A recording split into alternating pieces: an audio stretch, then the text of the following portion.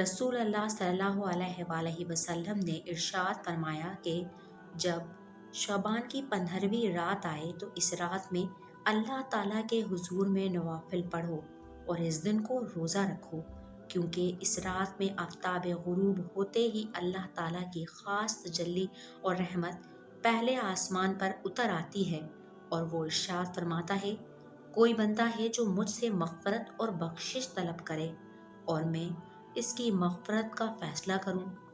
کوئی بندہ ہے جو روزی مانگے اور میں اس کو روزی دینے کا فیصلہ کروں،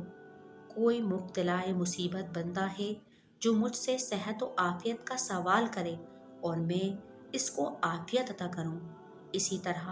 مختلف قسم کے حاجت مندوں کو اللہ تعالیٰ پکارتے ہیں کہ وہ اس وقت مجھ سے اپنی حاجتیں مانگیں اور میں عطا کروں۔ غروب آفتاب سے لے کر صبح صادق تک اللہ تعالیٰ کی رحمت اسی طرح اپنے بندوں کو اس رات میں پکارتی رہتی ہے۔